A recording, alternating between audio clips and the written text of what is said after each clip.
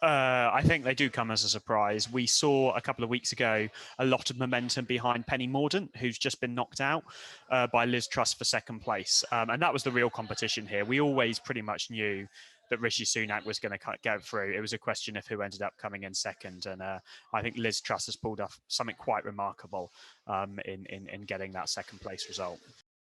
Firstly, Liz Truss has managed to cement herself as the right-wing candidate in the party. You know, there are, it seems, a little over a third of Conservative MPs who were willing to support the most right-wing candidate who was going to get on the ballot paper, and Liz Truss made herself that candidate and successfully managed to build a coalition of MPs.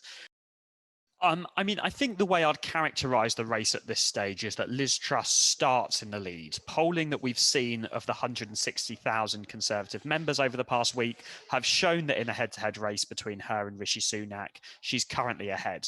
So the question is, can Rishi Sunak close that gap over the coming weeks, basically by making the argument that he'd be better at appealing and winning the support of the country?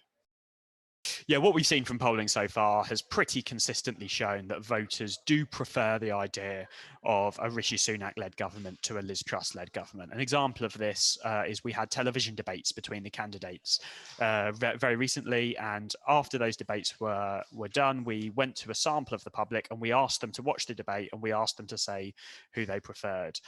The overwhelming result was that Rishi was the preferred candidate, and actually Liz Truss's overall ratings were pretty much as negative as Boris Johnson, who the Conservative Party is about to boot out.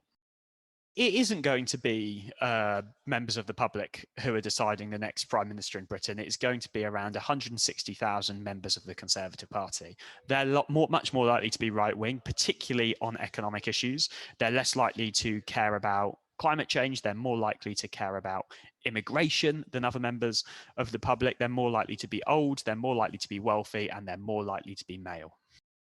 I think the other thing to bear in mind in this race is just how uncertain things are at this stage. Liz Truss certainly starts the contest as the favourite, but we've seen the polls move up and down quite dramatically in the few weeks that this contest has been active so far. And I wouldn't be surprised if we see some pretty dramatic poll movements before ballot papers end up being sent out to members.